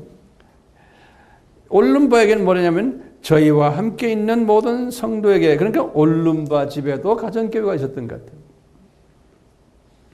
그냥 이분들에게는 단순히 그렇게 무난하다. 그래서 마지막 26번째 이름이 올lum바로 끝나요. 15절에. 자, 이렇게 우리가 26명 플러스 이제 또 여러분들이에요. 아까 우리 말하면 루퍼의 어머니 이름도 26명 속에 안 들어가요. 그건 이름이 아니기 때문에 그냥 이름이 적혀 있는 사람만 우리가 세어보면 26명. 자, 그러면요, 지금 이 26명 플러스 이분들 이렇게 보면요, 거기에 보면 여러 가지 우리가 배울 점들이 몇 개 있어요. 그거 좀 적어보세요. 이 안에 보면 노예 출신이 5명이 있어요. 그리고요, 여자가 9명 있어요. 특히 그 여자 9명 중에서 4명에게는 뭐라 그러냐면 많이 수고했다라는 말을 썼어요. 유일하게 이분들에게 헬라 말로는 코피아오라는 단어를 썼는데요. 그걸 제가 이렇게 사전에 보니까 work very hard 그런 소리예요. 그러니까 이 9명 여자 중에서 특히 이 4명이 마리아, 드루베나, 드루보사, 버시 요 4 여자들에게는 수고만 했다 이런 말을 쓴 거예요. 근데 남자들에게는 이 말 안 썼어요. 그러니까 여자들이 요긴하게 사형받고 있었음을 알 수 있어요. 그 다음에요, 유대인이 3가정이 있음을 볼 수 있어요. 이 가정을 아굴라, 브리스길라, 안드로니와 유니아, 루포와 그 어머니 요 3가정이 유대인 가정으로 이렇게 우리에게 보여주고 있고요. 바울 친척도 안드로니고 헤로니온, 바울 친척, 그러니까 유대인이 알고 보면 5 가정이 있는 것. 그러니까 21, 7에서 한 5 유대인도 거기에 꽤 있었어요. 그리고는 왕족과 귀족, 부자들도 거기에 보면 우리가 한 3분 정도 보여요. 이렇게 보면 여기 선교팀을 딱 보면요, 로마 제국을 복음하기 이 선교팀들 보면 다양한 배경들을 가짐을 우리가 볼 수 있어요. 그러니까 우리도 마찬가지. 우리가 이제 선교팀들도 이런 다양성을 가지고 있어야 돼요. 예? 다시 말하면 우리 신학교 출신만, 우리 고향 사람만 이런 식으로 하면 안 되는 거예요. 그러다 보면 그 안이 썩어버려요. 그러니까 항상 다양성을 가지고. 자, 그 다음에 이 문안편지의 특색들이 좀 있어요. 이 문안편지의 특색들 보면요, 바울이요, 이 첫 번째 특색은 뭐냐면 항상 예수 안에서라는 이런 표현을 꼭 써요. 4번씩이나 해요. 예수 안에서 이런 말. 그러니까 이분이 자기 안에, 바울 안에서가 아니에요. 항상 예수 안에서. 2번째는요, 주 안에서라는 말을 써요. 우리 주님, 똑같은 예수님이지만 그걸 5번 이야기해요. 그리고는 이분이 우리 자매들, 우리 형제들, 이렇게 우리라는 표현을 2번 써요. 우리 자매, 베베, 우리와 함께 있는 형제, 이렇게 이런 말을 써요. 2번이나요. 그 다음에 바울이 나의 사랑하는 이런 표현 써요. 4번이나요. 그리고는 이분이 나의 동력자라는 표현을 2번씩이나 쓰시고, 제가 이 내용들을 쭉 분석해 보니까 그래요. 그 다음에요, 이 편지 속에 보면요, 가정교회가 적어도 한 5개 정도가 있음을 볼 수가 있어요. 5절에서 브리스길라 아굴라의 집, 10절에서 아리스토블로의 집, 11절에서 나겟수의 건속의 집, 14절에서 아순그리도 집, 15절에서 빌롤 로고와 집, 이렇게 보면 알 수가 있어요. 이렇게 다 편지를 쓰신 다음에 이분이 마지막 인사를 하시는데 이런 말을 표현해요. 너희가 거룩하게 입맞춤으로 서로 문안하라 그랬어요. 이제 너희들끼리 이제 그 제자들끼리 거룩한 입맞춤이라는 표현을 썼어요. Holy kiss. 이 성서에 보면요, 바울도 고린도전서 16장 20절, 고린도 후서 13장 12절, 데살로니가 전서 5장 26절, 베드로도요, 베드로전서 5장 14절에 이 거룩한 키스로 서로 문안하는 이야기가 나와요. 예. 이건 뭐냐? 예수님 당시부터 시작을 해서 이 그쪽 사람들의 문화가 이 키스를 서로 간단한 입술 키스 탁 타치하거나 보레하거나 이렇게 지금도 하잖아요. 그분들이요. 이것은 사랑의 표시죠. 그 이성 간의 사랑의 표시가 아니고 동성 간의 또는 in the Lord 예수님 안에서의 사랑의 표시. 그래서 우리도 가끔 허깅 해줄 필요가 있어요. Yes, 허깅을 해줄 필요가 있는. 우리끼리도요. 남자끼리도 허깅 해주고. 꼭 필요해요. 이 키스 속에는 여러 가지 의미가 들어가 있어요. 격려해주는 홀리 키스요.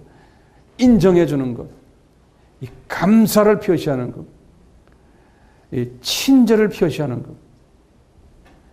이런 모든 표시들이 그 키스 속에 들어있어요.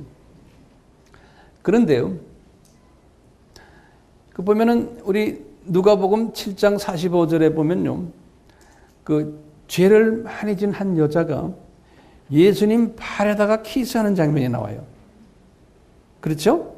그 말은 뭡니까? 예수님 감사합니다. 예수님을 사랑합니다. 존경합니다. 이런 의미에서 키스하는 게 있어요. 근데요.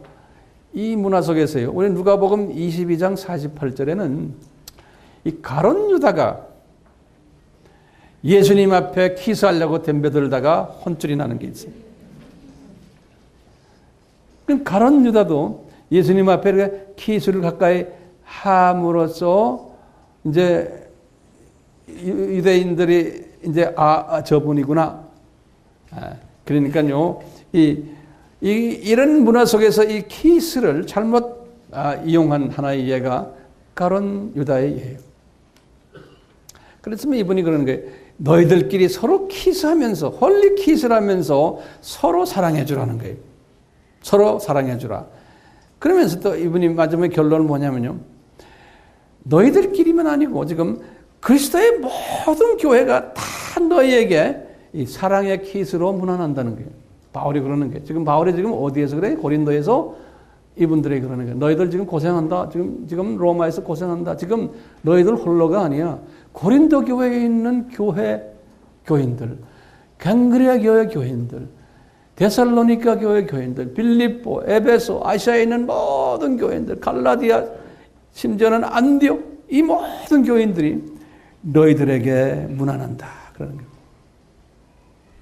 너희들이 이 로마 복음화를 위해서 힘쓰고 있는 이 여기에 정말 우리가 용기를 불어넣고 싶고 격려해주고 싶고 그러니 너희들 수고한다라는 그 키스를 이 모든 교회가 다 해주겠다는 거예요. 이렇게 해서 결론을 딱 지어줘 이분이요. 그런데 지금 이 결론의 이 목적이 지금 말씀 중에 바울의 스피릿이 뭐더래서 로마 제국을 복음화하는데 로마가 먼저 여기에 지식인들 여기에 재력가들 영향 있는 분들이 로마 도시에 있기 때문에 이 도시를 먼저 이제 복음화시킨 다음에 그 다음에는 저 멀리 로마 제국을 다 복음화하려는 그 비전이 들어있는 거예요. 그러니까 이분이 이 비전을 가지고 이 30명의 이 사람을 잘 다독거리는 거예요. 다독거리는 거예요. 아이들 다독거리듯이. 이 큰 그림을 가지고요. 이게 지도자예요. 지도자는 큰 그림을 가지고 이 큰 그림을 집어넣어주고는 또 자기네끼리 또 다투고 막 이러니까 또 문제가 교회 안에 많잖아요. 지금 이분들 가정 이 문제를 이 큰 그림으로 보고 문제 해결하라는 그 비전 자꾸 집어넣어줘. 이 다독거려줘. 이 편지 속에 보면 그게 다 숨어있는. 그러면서 이분이요. 이런 사람들에게 그 격에 맞지 않는 말을 그 다음에 해요. 이분이 17절에서 20절에 보면요. 요 문안을 한 다음에요. 뭐라 그러냐면요. 우리가 이 큰 비전을 가지고 지금 하고 있는데 니네 교회 안에 너희들 지금 섬기는 그 로마의 그 가정교회 안에 소위 말하면 문제 인물이 그 안에 꼭 있다는 거예요. 그 안에서 이 비전을 흐트러 놓는 이런 문제 인물들이 그 안에 있는데 내가 꼭 부탁한다 그러는 거예요. 내가 당부한다. 너희들 권한다 그러는 거예요. 이 사람들이 뭐냐? 어떻게 문제를 만드느냐? 너희들이 이 비전을 가지고 30명 너희들이 이 비전을 가지고 지금 로마를 보고만 하려는데 너희들의 가르침을 거스리는 사람들이 나온단다. 뭐 토실 달구는 뭐 이렇다 저렇다고 하는 그런 사람들이 분명히 있어서 교회 안을 분쟁을 일으키게 하는 사람들이 분명히 있으니까 그 사람들을 잘 살펴라 그러는 거예요. 그러니까 살펴라는 말을 영어를 이렇게 써놨어요. Keep your eyes on 그런 거예요. 다시 말하면 눈을 바짝 뜨고는 항상 주시하라는 거예요. 그런 사람들이 꼭 있단다. 이런 큰 일을 하려면 분별력을 가지고 교회 안에서 이런 걸 하는, 그래서 그 공동체를 자꾸 흔드는 이런 사람들이 있다는 거예요. 그 복 없는 사람이죠. 근데 하나님께서 그런 사람들을 허락하실 때도 있어요. 왜? 우리로 하여금 우리 눈을 그 비전에다가 딱 맞춰주기 위한 하나의 도구로서 그런 사람을 허락하세요. 예. 이런 사람들은 누룩 같은 사람들이에요.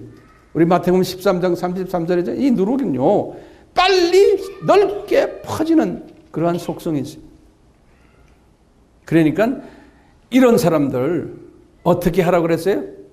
이런 사람들을 떠나라 그랬어요. 거기 보면 분명해요. 이런 사람들 가까이 하지 말아라. 그럼 이 사람들이 어떻게 이런 짓 하느냐? 거기 이제 18절에다 설명했어요. 이 사람들은 우리 저 그리스도를 섬기지 아니하고, 다시 말하면 교회에 나오는 사람들이에요. 그 예수님을 말로는 섬긴다고 해요. 그렇지만 이 비전을 방해하는 사람들이에요. 이 사람들은 뭐냐? 자기의 배만을 섬긴다는 거예요. 이 말은 뭐냐면 자기 이익만을, 그러니까 눈이 적은 사람, 지 이익만 생각하는 거예요. 나의 이해관계와 이게 안 맞는 거예요. 그래서요, 이런 사람들 어떻게 하냐? 거기 보면 공교하고 아첨하는 말로 순진한 자들의 마음을 미혹시킨다는 거예요. 이 공교한다는 말은 무슨 말이냐면요, 유창한 부드러운 말로 이런 소리예요. 스무스라는 원어를 보면 그랬어요. 크레스토로기아라는 말을 썼는데요. 딱 보면 그 사전에 보니까 유창한 말로 아주 말 잘해요. 또 부드럽게 하는데, 그러면서 아첨하는 말로는, 그 아첨이란 말은 그 뭐냐면 자랑하는 말로 그런 소리예요. 그 한국말로 아첨을 그렇게 다시 하면 지 잘났다 그러고, 지가 뭐 한다 그러고, 자기 내세우고, 이런 스타일의 단어가 그 다음에 유로기아란 말이에요. 유로기아라는 건 자기 칭찬, 자기 찬양, 이런 말이에요. 이렇게 해가지고 순진한 사람들을, 다시 말하면요, 관계가 없는 사람들, 순진한 사람은 뭡니까? 요 비전만 보고 가는 그 사람들의 마음을 미혹시킨다는 거예요. 그러니까 그런 사람들이 꼭 있으니까 그런 사람들을 어떻게 하라 그러냐면 떠나라. 바울이 그런 거예요. 그러니까 같이 이야기하면 점점 더 복잡해진다. 너희들 이 일을 못한다는 거예요. 그러니까 그런 사람은 떠나라 그런 거예요. 여기 19절에 보니까요, 그런데 이 30여 명의 선교사들은 이들의 미혹에 빠졌어요? 안 빠졌어요? 안 빠진 거예요. 그러면서 그러므로 너희들은 안 빠졌기 때문에 선한 데에 지혜로워지고 악한 데에는 미련하기를 바란다. 그러면서 마지막에 그런 게, 그러면 평강의 하나님이 이 사탄의 세력을 너희 발 아래에서 상하게 하시리라. 20절에 우리 주 예수의 은혜가 너희에게 있을지어다. 이렇게 이제 결론을 내린 게, 오늘 말씀 꽤 길었죠? 예. 자, 그런데요. 제가 이제 결론적으로 몇 마디만 여기에 붙여서 하고 싶어요. 우리가 이렇게 보면요. 이 선교사들을 지금 이렇게 보면요. 여기 이제 30명의 선교사들 보면 선교사들의 다양성이 보이죠. 여자 선교사, 남자 선교사, 이방인, 유대인, 부부, 싱글, 뭐 이런 사람들이. 그 다음에 이 선교의 다양성도 우리가 보일 수 있어요. 선교도요. 복음 전하는 자도 있고, 봉사하는 자도 있고, 가정을 제공한 자도 있고, 물질 제공자도 있고, 선교사의 숙식 제공하는 사람도 있고, 편지 배달자도 있고, 또 교육시키는 자도 있고, 지도자 훈련시키는 신학교 사역하는 사람도 있고, 이 선교의 방해자들도 있고, 방해자들의 그 동기가 무엇인지도 우리가 알 수 있고, 이 방해하는 방법도 우리가 오늘 말씀 속에서 다 배운 거예요. 예. 그리고 공격의 대상은 이 순진한 사람들을 공격한다는 이야기들. 자, 이렇게 보면요. 이 바울의 이 비전은 바울이 스스로 가진 게 아니고 어머니의 모태에서부터 시작을 해서 쭉 주님께서 은혜로 이제 주신 이 비전을 우리 주님께서는 꼭 이루셔야 되는데 이것을 이루기 위해서 바울에게 많은 동역자들을 붙여주신 거예요. 그러니까 이 동역자 중에는 로마 황제 클라우디오나 이런 사람까지 다 있는 거예요. 다 동역자들이에요. 자, 그런데요. 요 지금 30명의 요 사람들만이 아니지만 특히 로마에 지금 있는 로마 교인들, 요 사람들 어떻게 됐어요, 그 후에? 지금 바울이요. 요 편지를 쓰시고는 3년 있다가 로마에 도착했죠. 저 따라오세요. 3년 있다가 로마에 도착했어요. 그래서 이분들과 몇 년 같이 계셨어요? 2년을 같이 계셨어요. 62년까지. 그러면서 많은 크리스찬들이 또 양산이 됐어요. 그뿐 아니라 이제 이 로마 도시 주변에 기독교인들이 점점 많아진 거예요. 이 바울과 또 12제자들도 이제 그 동네에 가서 하셨겠지만, 그래서 이제 그 지역이, 그 로마 지역이 기독교의 숫자가 많아지고 영향력을 나타내는 그러한 지역이 되어버린 거예요. 그러니까 주님께서요, 네로 왕은 54년에 왕이 된 사람이에요. 그래가지고 68년에 바울을 죽이고는 이 사람이 자살해서 죽은 사람이에요. 똑같이. 68년에. 그러니까 네로 왕이 이렇게 보니까요, 기독교인의 숫자가 점점 많아지니까 아주 골치 아픈 거예요. 그래서 그 1세기 때 그 이방인 로마의 그 역사가 타키투스라는 사람 우리 배웠죠? 이 타키투스라는 사람의 그 책에 보면 그 당시에 기독교인이 많았다는 거예요. 그래서 이제 이 네로가 불편해서 기독교인들이 많아지니까 64년에 지금 우리가 60에서 62년 이야기합니다. 64년에는 바울이 어디 있었어요? 네? 스페인 쪽에 가 있었던 바울이 그 당시에 주님이 뽑아놨어요. 스페인으로 보내버립니다. 그러니까 64년에 네로가 어떻게 했어요? 로마 화재를 일으켰어요. 로마 도시. 기억나죠? 화재를 일으켜가지고 로마 도시가 다 화재로 다 이제 폐해졌을 때 로마 백성들이 그랬죠. 우리 왕 말이요. 나쁜 왕이야. 왜 우리 재산을 다 이렇게 불살랐어요? 하니까 로마 황제가 뭐라고 그러지? 타키투스의 역사를 보면 그래요. 역사서를 보면은 기독교인들이 불낸 거지 내가 낸 게 아니다라는 기록이 있어요. 그래서 이제 기독교들을 이제 볼모로 잡아버린 거예요. 로마 도시 그 화재를 일으킨 사람들로요. 그래가지고 그걸 볼모로 해가지고 네로가 어떻게 해요? 기독교인들을 다 컬로시엄에 집어넣어가지고 죽이는 장면이 나와요. 사자에 물어뜯게 하고 십자가에 거꾸로서 매달리게 하고. 이럴 때 바울은 주님이 피하게 하셔서 스페인 보내놓고 이 지금 30명이 다 순교 당했겠어요? 안 당했겠어요? 이분들과 이분의 제자들 다 순교당한 거예요. 우리가 지금 말하는 이분들. 우리 하나님이 바보예요? 무능해요? 아니죠. 전지하시고 미리 다 아시고 전능하시고 다 아시고 사탄을 손에 쥐고 있고 이 네로도 예수님의 장중에 있는 거예요. 주님께서 허락하신 거예요. 그래서 이분들이 지금 우리가 지금 말하는 30명 플러스 그분의 제자들이 로마에 있는 기독교인들이 다 쑥밭이 되어버린 거예요. 왜 그랬을까요? 로마 제국을 복음화시키기 위한 하나의 죽은 미랄이 된 거예요. 우리 예수님은 꼭 죽은 미랄을 꼭 만드세요. 그분들의 그 미랄 때문에 로마 제국이 복음화가 됐고, 그래서 64년에 그러한 미랄을 한놓은 다음에 그 다음에 베드로를 65년에 하나의 미랄이 되게끔 십자가에서 거꾸로 순교당하게 하시고, 그리고는 이제 바울이 스페인을 통해서 다시 다 온 다음에 바울을 잡아다가 68년에 또 미랄되게 하시고, 그렇죠? 그리고는 주후 70년을 맞이한 거예요.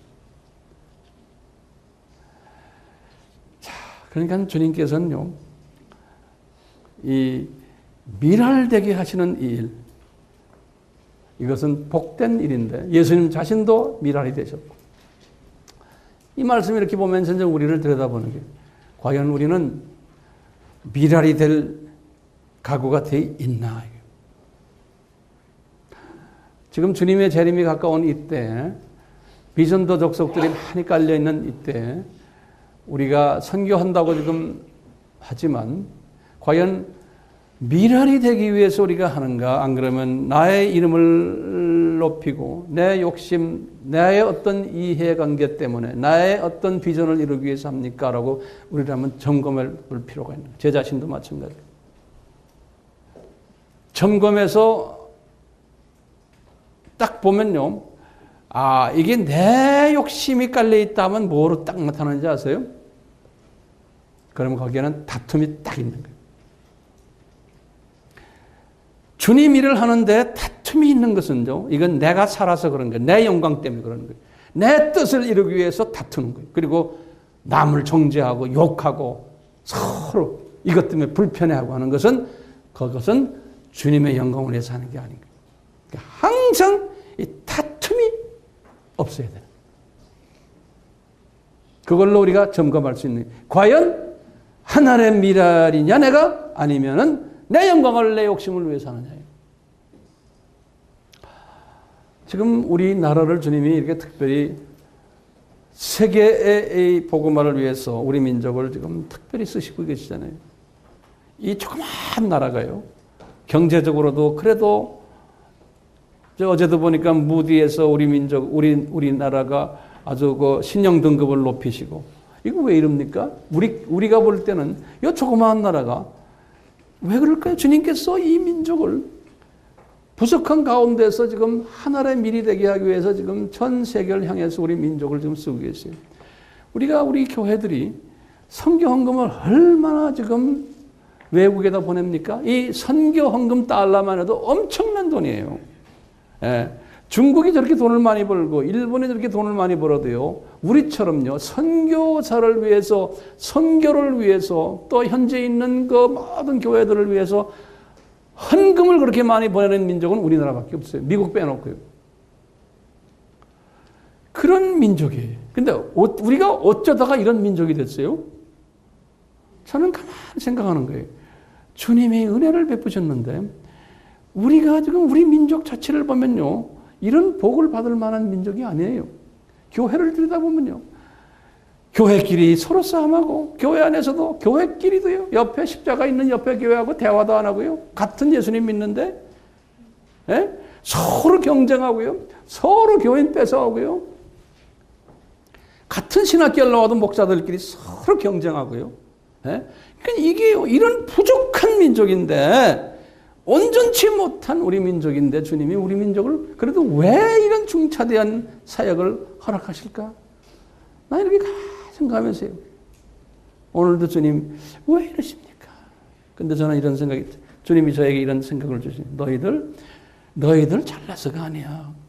너희들 이 일 하라고 북한을 저렇게 딱 막아놓고 북한이 우상 섬기는 나라를 만들어 놓고 그 안에 그 우상 섬기는 일을 하지 말아라고 한 크리스찬들이 지금 한 20만 명 정도가 저기서 지금 이 추운 날에도 저 사람들이 저기서 고통받고 있다. 우리 남한 사람들은 그거에 대해서 관심이 없는 거예요. 난 날씨 추울 때마다 그러니까 주님, 북한에 있는 저분 우리 크리스천들 주님의 자녀들이 저 고생을 하는데 그 감옥에 그분들 거기 사는 데는 땔감도 없는 거예요. 그 추운 추위와 같이 사는 사람들, 저분들의 그 하나의 미랄 때문에 이 남한이 이렇게 편안하게 사는군요. 풍요롭게 사는군요. 그러니까 나중에 하늘나라에 올라가면 그분들이 상급이 더 많은 거예요. 이거 아세요? 그럼 우리는 그분들을 위해서 기도라도 해줘야 되는 거예요. 북한 선교에 관심을 둬야 되는 거예요. 우리가 아무리 북한 선교를 해도 주님의 뜻이 됐을 때 북한을 여시지 아직까지 볼 때는 북한은 열 때가 아닌 것 같아요. 남한의 모습을 보면 우리가 더 주님 앞에 헌신해야 될 것 같아요. 때가 되면은 저희들도 북한 지금 탈북자들이 한국에 지금 많이 나와 있는데 언젠가는 이분들을 저희들이 섬길 때가 올 것 같아요. 그때가 오면은 우리 아바 공부한 사람들이요. 이제는 그분들을 맨투맨으로 이제 담당하셔야 돼요. 준비됐어요? 우리가 이분들을 잘 섬긴 다음에 말씀으로 사랑으로 섬긴 다음에 때가 되면 이분들이 북한으로 이제 선교사로 이제 들어가는 그러한 일에 우리 한번 사용받을 걸로 저는 알고 있어요. 같이 기도합시다. 예수님, 저희들 오늘 바울이 마지막 문안 인사를 하는 그 모습을 섭렵했습니다. 그 속에 우리 예수님께서 숨겨놓은 많은 메시지들을 섭렵했습니다. 이 메시지들이 하나의 우리의 인포메이션을 가지는 메시지가 되지 않게 해주시고 이 메시지 속에 숨겨있는 모든 이 주님의 뜻이 오늘날에도 적용되고 있음을 저희들이 알고 이 메시지 속에서 우리가 오늘날 어떻게 주님을 섬겨야 될지를 가르쳐 주시옵소서. 또 우리가 이 메시지를 통해서 주님의 뜻을 깨닫고 이 뜻에 순종하는 지혜자들 되게 만들어 주시옵소서. 오 주님, 듣기만 하고 순종 안 하면 무슨 의미가 있습니까? 우리들의 마음을 서서히 변화시켜 주시옵소서. 이것도 우리의 힘으로는 안 됨을 알고 있습니다. 은혜와 자비를 베풀어 주셔서 우리의 마음을 서서히 바울에게 주셨던 바울의 그 제자들에게 주셨던 그러한 마음으로 우리를 바꿔 주시옵소서. 북한에서 지금 추위에 고생하는 주님의 자녀들, 주님 따뜻한 온기를 그들에게 부어주시고 믿음이 떨어지지 않게 해주시고 더욱 하늘나라를 소망을 두고 주님을 섬기는 그러한 자들을 만들어 주시고 그곳에 있는 다른 복음을 모르는 자들에게 복음을 전하는 선교사들이 되도록 그 어려운 환경 속에서도 많은 주님의 자녀들을 아직은 기독교인이 아니지만 복음을 받아 기독교인이 될 사람들을 주님이 예정하시고 그곳에 또 보냈사오니 그 감옥 안에서 부흥회가 일어나는 역사들이 일어나도록 은혜 베풀어 주시옵소서. 한국에 와 있는 북한의 우리 형제 자매들 중에 주님께서 이미 예정하신 이제 북한 땅을 향해서 들어갈 선교사 그룹들을 저희들에게 붙여주시옵소서. 저희들 준비가 됐습니다. 저들을 섬기겠습니다. 오 주님 이루시고 홀로 영광 받아 주시옵소서. 예수님의 이름으로 기도드리옵나이다. 아멘. 지금 이 시간은 예수 그리스도의 무한하신 은혜와 하나님 아버지의 극진하신 사랑하심과 성령님의 끊임없이 가르쳐 주심과 깨닫게 하심과 순종케 하심이 우리에게 항상 있기를 축원하옵나이다. 아멘.